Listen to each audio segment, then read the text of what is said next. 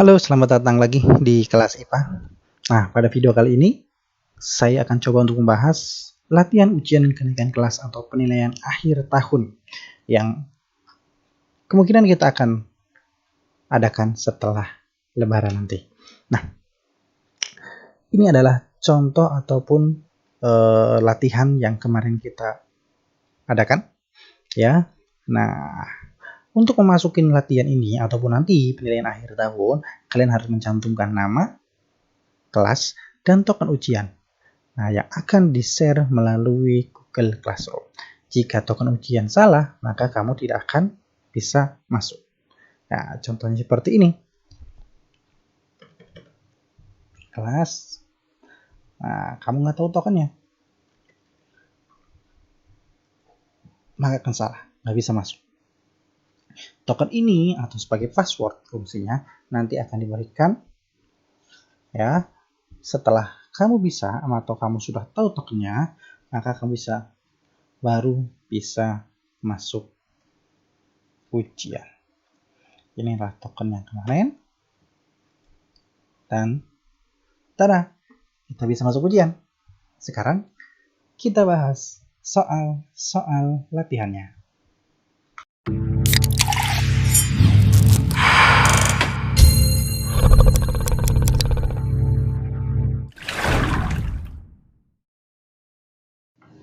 Ya.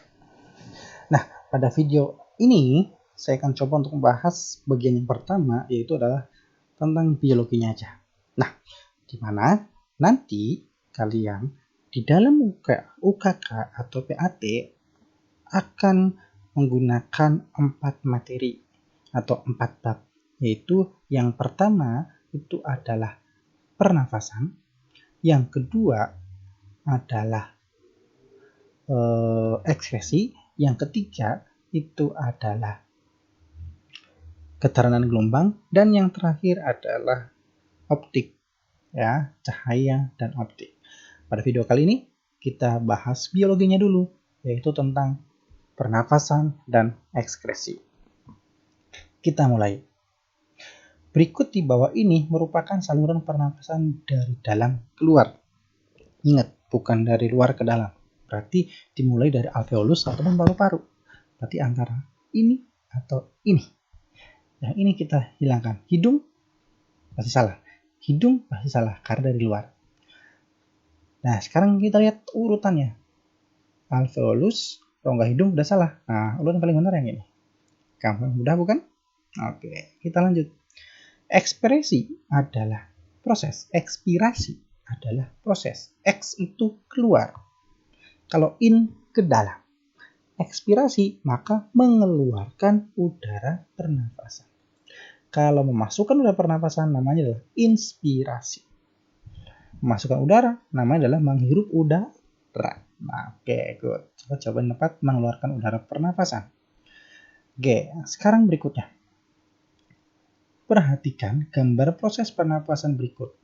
Pernyataan yang tepat berhubungan dengan gambar proses pernapasan tersebut adalah, nah, jika kalian melihat gambar seperti ini, yang paling mudah kalian lihat pertama adalah kamu lihat di sini, tanda panah yang ada di hidung.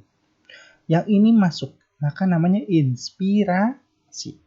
Oke, kalau masuk berarti namanya inspirasi, maka gambar yang di sini adalah in, masuk. Ini adalah out, ekspirasi, keluar. Nah, pernafasan mekanisme ada dua, ada pernafasan dada, ada pernafasan perut. Pernafasan dada dan pernafasan perut sebenarnya hampir mirip. Cuma pemicunya saja. Pernafasan dada pakai otot antar tulang rusuk, sedangkan pernafasan perut pakai otot diafragma. Nah, tapi dua-duanya sama. Kalau inspirasi berarti adalah terjadi kontraksi. Kalau ekspirasi itu yang terjadi adalah relaksasi.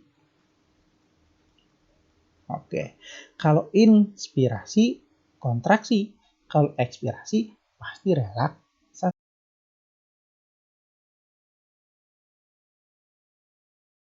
Oke, jadi kita cukup mengingat inspirasi kontraksi, ekspirasi relaksasi. Oke, sekarang yang A. Gambar A, diafragma dan otot antar tulang rusuk relaksasi. Salah, harusnya kontraksi. Kita tinggalkan saja. Gambar A, diafragma dan otot antar tulang rusuk kontraksi. Benar deh. Kontraksi. Rongga dada membesar, benar. Rongga dada membesar. Kamu lihat di sini mengembang. Oke, tekanan udara dalam paru-paru turun, benar. Sehingga udara masuk. Loh, kok masuknya dari paru-paru? Bukan. Masuknya dari udara luar, masuk ke paru-paru. Masuk ke paru-paru nih masuknya, ya. Berikutnya, gambar B, diafragma dan otot antar tulang rusuk relaksasi. Diafragma, otot tulang rusuk relaksasi. Ekspirasi, relaksasi. Oke, benar. Rongga dada mengecil. Oke, rongga dadanya mengecil. Kamu lihat tanda-tandanya. Dia akan turun karena mengecil. Tekanannya menjadi besar. Tekanan udara dalam paru-paru naik. Maka udara keluar dari paru-paru. Oke, good. Maka ini jawabannya. Kita lanjutkan.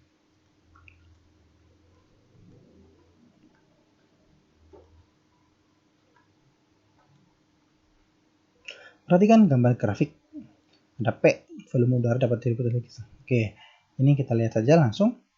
Nah, yang ditanya di sini adalah berdasarkan grafik tersebut. Melihat di sini, berdasarkan grafik tersebut, volume kapasitas vital paru-paru. Kapasitas vital itu adalah kapasitas semua udara yang bisa dikeluarkan dimasukkan. Berarti dari ujung atas sampai ke sini, bukan dari ke bawah. Kalau di sini tidak bisa dikeluarkan nih, namanya adalah residu, udara residu. Berarti kamu kurangkan saja yang paling atas yaitu sekitar 4.500 dikurangi 1.000. Maka jawabannya adalah 3.500. Ini udara vital dari sini ke sini. Kalau dari atas sampai mentok ke bawah namanya udara total. Kapasitas total paru-paru 4.500. Jawaban yang tepat adalah vital 3.500. Kita lanjut. Nah, ini penyakit. Ada triknya di sini. Penyakit ini disebabkan oleh serangan bakteri Mycobacterium tuberculosis TBC. Sudah tahu, sudah pasti. Ini adalah TBC. Tapi sebenarnya ada bintik-bintik mirip TBC yang sekarang, tapi bukan karena Mycobacterium tuberculosis. Karena virus corona itu adalah COVID-19. Oke. Nah, kita lanjut TBC. Udara yang masuk lewat hidung menjadi bersih karena hal berikut, kecuali yang udara melewati hidung setidaknya ada 3 proses. Yang pertama, udara itu dilembabkan, benar. Udara juga dihangatkan, benar. Dilembabkan karena ada lendir, dihangatkan karena di rongga hidung ada pembuluh darah, udara disaring karena memiliki rambut. Jadi yang tidak tepat adalah yang ini. Kita lanjut. Pertukaran oksigen dan karbon dioksida terjadi melalui proses difusi. Pertukaran gas ini terjadi pada karbon dioksida dan oksigen. Pertukarannya di mana? Nah, ini sejak SD nih. Sudah pasti adanya di alveolus. Lanjut. Pada laring terdapat organ yang mengatur jalannya udara dan makanan. Udara dan makanan nanti akan dipisahkan di sini. Kalau udara akan dimasukkan ke tenggorokan atau ke trakea. Nah, kalau yang makanan akan masukkan ke kerongkongan. Tugas siapakah ini? Ini adalah tugas dari epiglotis. Nah, ini berfungsi ketika kalian bernafas, akan yang dibuka adalah jalur pernapasan. Ketika kalian makan, yang dibuka adalah jalur pernapasan ditutup, yang dibuka adalah jalur pencernaan. Tapi ketika kamu sedang makan terus ngobrol, maka akan bernafas, maka akan tersedak karena terjadi kesalahan membuka epiglotisnya. Oke, jadi jika kalian makan, jangan sambil ngobrol. Kita lanjut. Berikut adalah tindakan yang dapat mencegah COVID-19 adalah sebagai berikut, kecuali mencuci tangan menggunakan sabun minimal 20 detik. Benar. Oh, jadi bukan ya, kecuali ya.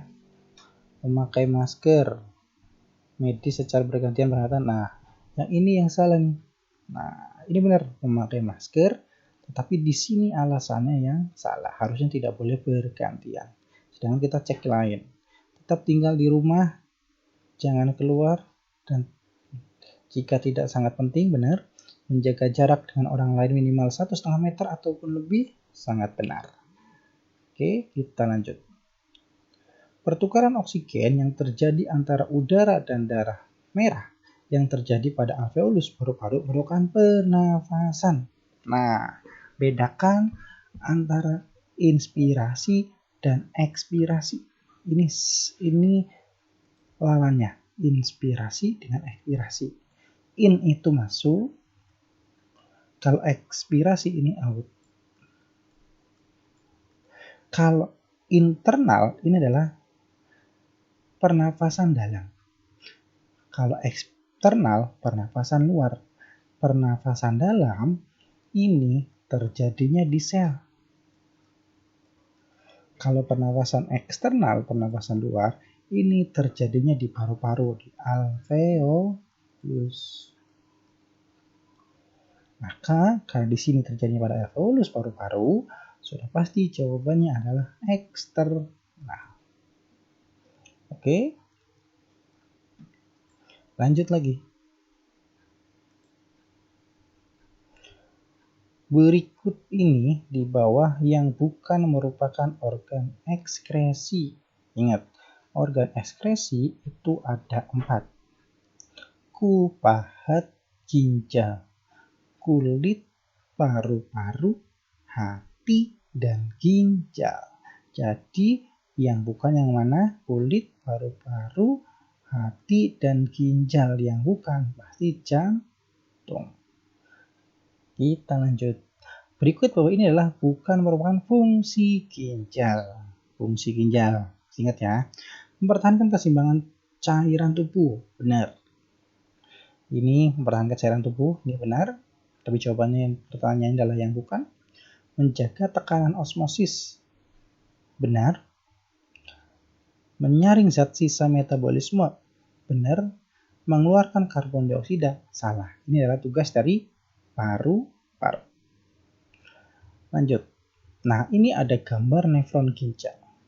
Nama dan proses yang terjadi pada nomor 3 adalah nomor 3, berarti yang ini. Nomor 3 ini adalah, masih ingat, ini adalah tubulus proximal. Tubulus proximal. Nomor 2 ini adalah kapsula Bowman. Nomor 1 ini adalah glomerulus. Nomor 4 di sini adalah lengkung Henle. Nomor 5 ini adalah tubulus distal. Dan nomor 6 tubulus collectivus. Oke, ini bagian-bagiannya. Nah, ini adalah proses pembuatan urin. Ada 3 tahap. Yang pertama itu adalah namanya adalah filtrasi. Filtrasi terjadi di nomor 1. Terjadi di nomor 1, ini glomerulus. Yang kedua namanya adalah reabsorpsi.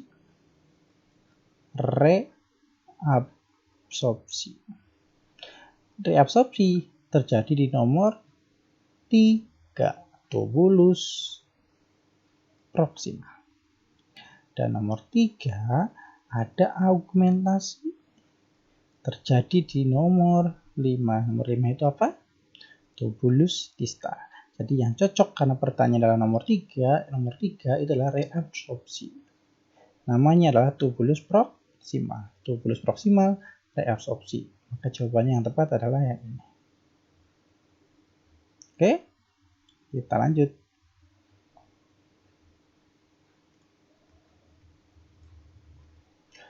Ketika udara dingin, maka akan terjadi kerjasama antara dua organ ekskresi yang menyeimbangkan keadaan cairan tubuh, yaitu ginjal dan kulit. Ini adalah dua organ ekskresi yang bekerja sama dengan mekanisme, ingat, ketika udara dingin. Kamu bayangkan udara dingin di dalam kelas, AC-nya dingin, di luar sedang hujan. Nah, salah satu yang paling sebelah kan, makin banyak siswa yang izin keluar kelas buat ke toilet. Kenapa kok bisa begitu? Karena saat kondisi dingin, maka kalian sedikit mengeluarkan keringat. Karena sedikit mengeluarkan keringat, maka kamu akan banyak mengeluarkan urin. Maka jawabannya yang ini, banyak mengeluarkan urin dan sedikit berkeringat. Tapi ketika kondisi kamu panas, banyak berkeringat, apalagi kamu olahraga, maka ketika banyak berkeringat, kamu akan sedikit mengeluarkan urin atau jarang ke toilet. Nah, perkebalikannya ini adalah kerjasama antara ginjal dan kulit. Kita lanjut. Berikutnya. Seorang menderita penyakit albuminuria sehingga urinnya terdapat protein albumin. Bagian nefron ginjal yang kemudian terjadi, yang kemungkinan terjadi masalah sebelah mana? Protein, kata kunci adalah albumin itu adalah sebuah protein. Protein adalah partikelnya besar.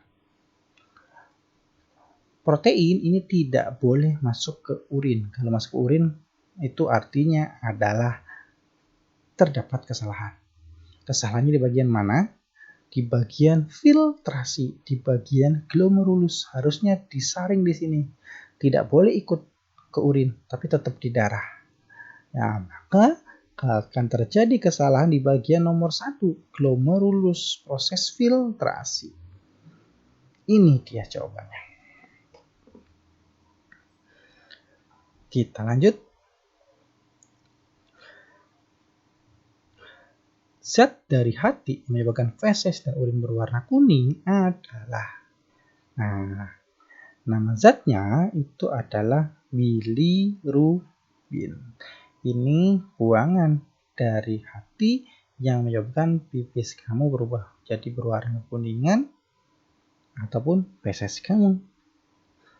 Ya. Nah, ini juga bisa sebagai penanda kamu apakah dehidrasi atau tidak. Kalau airnya sedikit, maka bilirubinnya terlihat semakin pekat.